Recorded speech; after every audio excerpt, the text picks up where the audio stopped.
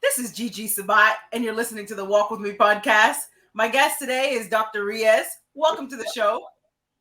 Hi, Gigi. Thank you for having me. Such an honor to have you back on the show. And I'm really looking forward to our conversation today on mental health and domestic violence. Dr. Riaz, tell us a little bit more about domestic violence. So, domestic violence is a rather broad sort of category. When people think of domestic violence, they think women who've been through a lot of like trauma and abuse, but they only focus on primarily on the physical trauma. And they think that if someone doesn't hit a man or a woman, it's not considered domestic violence. But actually, domestic violence includes many different aspects of it. It includes financial abuse, it includes emotional abuse, it abuse all kinds of like trauma that comes with that. It's all part of the domestic abuse and violence. And I think this discussion needs to go beyond just oh, if he doesn't hit you, everything else is okay. It's not really domestic violence, but that's a wrong assumption. And also, another thing that happens is that it always escalates. So if you have an incident that you think is just like one-off incident where your partner or your significant other had this sort of altercation, and you think that it would just stop there, but no, statistically speaking, it always escalates. And sadly, it results in more violence. And as we've seen over a period of time, people, become more increasingly violent, and then it results in very sad episodes.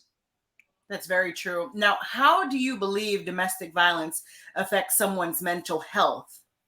So I've been doing a lot of research on this, and as you know, Gigi, we had long discussions. We discussed ad nauseum how mental health affects is affected by domestic violence and abuse. And as someone who has a history of domestic violence and how it was impacting me, and I did not even realize it at that point, I can say that it results in PTSD, symptoms of PTSD and trauma and flashbacks. But a lot of people who are going through that don't really recognize those symptoms because it's sort of different for each person and each individual, and based on their circumstances as they go through life and they have different experiences. Those experiences shape their perception about themselves, about the world, and it's really influenced by those symptoms of PTSD. For instance, you might be someone who considers herself to be very strong, and I know that a lot of women, particularly high achievers, they're meant to just suppress their emotions because a lot of times they're labeled as loose cannons, for expressing themselves or being emotional in the workplace. So for that reason, a lot of times women suppress their emotions. And if there's a history of domestic violence or abuse, they kind of try to suppress that, but it just stays there. It never really goes away. So that whenever there's a trigger, like a stressful situation, you might just be in the traffic, and there might be people who are honking at you, and you might just have a panic attack. I mean, that's how I started having the symptoms because I thought, oh, I'm strong, I can deal with it. There's nothing wrong with me. But then I started having these panic attacks, and that's when I realized, oh my God, I need to address that trauma. Tell us a little bit more about your story and your experience and the panic attacks that you were experiencing. Yes, sure. So as a physician, I, had a lot of like episodes where I just had to, block a lot of things just to focus and concentrate on my work. And I did not want, because there's a lot of responsibility involved, I did not want, my emotions to sort of override what I was doing. And like, I wanted to block that aspect of my emotional side just to focus on, concentrate on my work. But as a result of that, those emotions or the PTSD or the underlying trauma actually became much stronger. And that's when I started having these panic attacks, in the sense that I would be talking to someone and I would start having flashbacks. And I was like, am I losing my mind? Like, what's happening here? Because this was something that I had not experienced before in my life. And I would start having palpitations. And if I saw someone in pain, if a patient said something, or like I saw somebody in pain, I would just react in a very emotional way. And that was not how I usually reacted. So I knew that there was something wrong, that something was off, but I had no idea that it was actually linked to my experiences and my past events. And you're absolutely not crazy at all. And I can actually speak from experience myself as far as the sexual assault goes, and when we talk about panic attacks and also the flashback. So great point there in regards to trauma in general and experiencing those panic attacks. So thank you for sharing that. Now let's talk a little bit about your experience with domestic violence. What was the aha moment for you to leave? So I think the aha moment was when I realized that it would never change, that it would only escalate and it would become worse, and that I had lost a significant chunk of my life and opportunities in terms of and when I was in that relationship, I didn't even know how to experience certain emotions. For instance, joy, right? You feel like, how can you not know how to experience that? But it's just that it's it's some when you're in that situation, you don't know how it would feel to step out and be a different individual. You're so stuck in that, and the emotions that keep you stuck in that, it's like a quagmire. Like, you just step into it and you just sucked into it. And it just escalated. And the reason why basically I was staying was because of my children.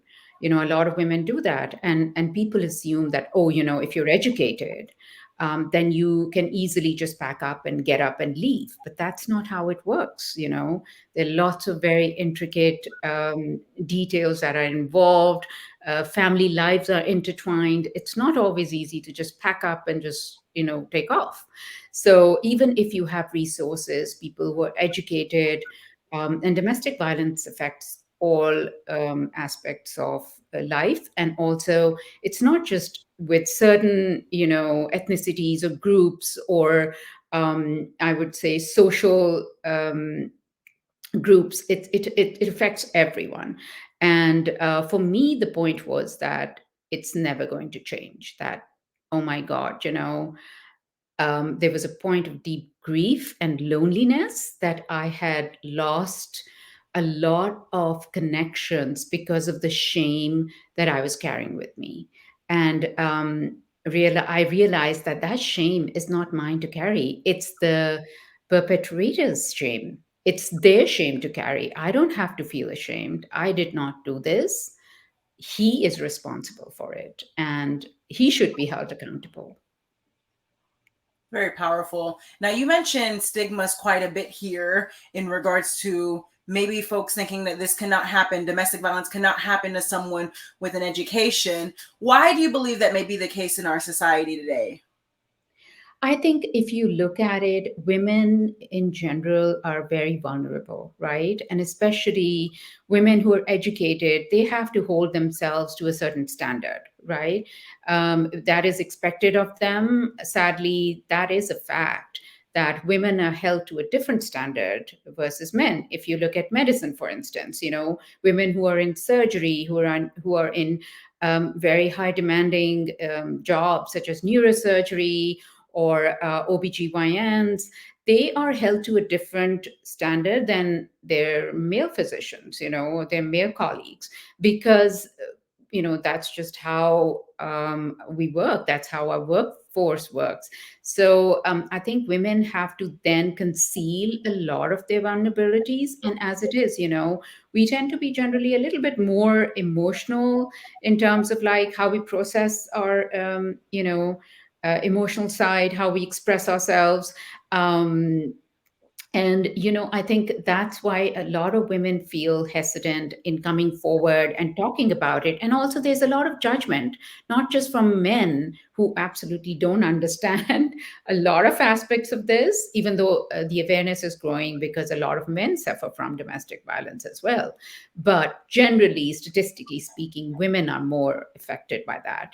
And every time they come forward, no one wants to believe them, because a lot of times the perpetrators have this really strong personality, and they have they have a lot of finances, they have backing of their friends and family members and members of community who stand behind them. And we've seen that, right, in terms of sexual assault. Also, we've seen cases like R. Kelly. We've seen Harry Weinstein, people who are so powerful and that no one wants to believe the women even when they come forward. And it's the same in domestic violence. Like, victims, whenever they speak up, they're just silenced. And it happened with me also. Like, initially, when I spoke up and told my family, no one wanted to believe me. No one wanted to think that, oh, he could do, he's capable of doing something like that. So um, that's why a lot of women just want to just keep quiet and just stay, maintain this dignified silence, because they know that even if they do come forward, there will be a stigma attached to them. And we've seen that in workforce, physicians who come forward, women who speak up, they're always, even if people say, oh, if they support them, but there are consequences. They end up losing their jobs. They end up, being harassed even more, or just being silenced. That's very true. Now, what are your thoughts on forgiveness after experiencing something such as domestic violence? What message do you have for individuals? So forgiveness, I feel, is, I think, misinterpreted, and it also has a different meaning for each individual. Now, forgiveness doesn't mean you have to go back to that person, first of all. If you are in an abusive relationship, you never go back to that person, because that means that you haven't learned your lesson, or you haven't really internalized the fact that you're worthy and capable of living without someone who demeans you or humiliates you or puts you um, through torture, essentially. So forgiveness is basically forgiving the aspect of yourself that made you stay in that relationship. So for me, forgiveness is essentially forgiving myself for staying in an unhealthy relationship and not recognizing the signs and symptoms that were making it more difficult for me to leave, and being unable to make that decision, despite having, the mental capabilities and the critical reasoning skills of understanding it. Like, if this were a case study, I would have been able to easily come to a conclusion. But because there's so many other elements involved, it's a social sort of structure that it was difficult to actually um, you know move forward. And so the forgiveness aspect of it begins with yourself. You have to forgive yourself first, and then you can heal from that trauma and just leave the rest. You have to focus on your goals, on your achievements. What I did was I made a list of all the opportunities that I had lost. And there was a lot of grief involved with that, because I didn't even realize that I was losing people, losing opportunities, losing aspects of myself. So, first you have to make that inventory of the things that you've lost, your losses, and then try to like find ways to recapture that. And obviously, those years of your life are gone, they're never coming back. And age is something that, something that you cannot reverse. But you can find new relationships. You can find those nurturing, healthy, positive relationships that will fulfill those aspects of yourself. So you have to forgive yourself for staying in a toxic relationship, for accepting the kind of unhealthy behavior that you did not deserve. No individual deserves that. No person deserves to be treated or humiliated in any way. And if you chose to stay in that, there's a lot of guilt involved once you start realizing that, oh my God, what have I done to myself? And when you're in that situation, you don't necessarily realize that. But stepping out of it, then you start understanding, oh my God, there's so many aspects. And it's like peeling away an onion. You see layers and layers and layers of trauma, and it's just like a healing process. That's very true. Now, earlier you mentioned being alone after experiencing domestic violence. Can you walk us through some of the emotions that you felt? And what if others are feeling the same way? What message do you have for those individuals, Dr. Riaz? Yes, thank you, Gigi. That's a really good question. So initially, I was in denial, to be honest. I just felt like a failure. I thought it was my fault that I was being poorly treated. In many aspects, I had internalized those messages that somehow I wasn't good enough, that if I had been good enough, he wouldn't probably treat me this way. Or if I had been XYZ, he wouldn't probably treat me this way.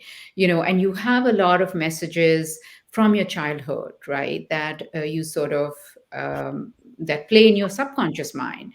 And I think that's why a lot of survivors of domestic abuse find it difficult to accept the fact that it's not their fault. Because somewhere in our childhood, we've had some sort of experiences or conditioning that made us feel less than or unworthy, and the abuser just plays on that insecurity. So just healing from that is not enough. Addressing your childhood trauma, what was the root cause of that? What led you to believe that you were less than or less than worthy of receiving love and affection? At the end of the day, it's all about love. We all want to be loved. We all want nurturing, kind, positive, healthy, uplifting relationships.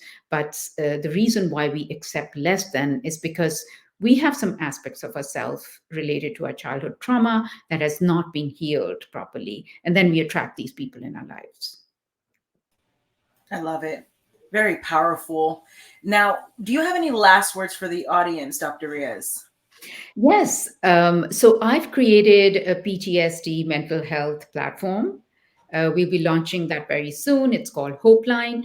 And, a lot of survivors of domestic violence do have suicidal ideation. You must have heard about that because PTSD does cause a significant increase in suicidal rates and has led to deep, symptoms of anxiety disorder as well as deep insecurities that can result in suicidal ideation. So I've created a platform. It's a mental health platform. And, when you're going through this traumatic event or a panic attack, you cannot just pick up a line like phone and call the helpline, because a lot of times they start asking you all kinds of questions like your age, your demographics. You just want help. You want instant help. You want some tool that you can use to just ground yourself momentarily, because the research shows that there's less than 3 minutes between stimulus and response. Like somebody who's having a panic attack or having suicidal ideation, they will make their decision in less than 3 seconds whether they want to backtrack or they want to move forward and hurt themselves or hurt somebody else. So we're creating and we have a patent pending for this new innovative technology using AI that can actually detect if the person is having is going through a traumatic event or facing some sort of like intense emotional experience, and can easily detect those signs and can inform their person of contact, or call 911 from that application. So we're in the process of like designing that and launching that very soon, and I'm very happy about that because a lot of people look for resources in the wrong place, and a lot of times when they are having these panic attacks, they don't know who to contact or what to do about it.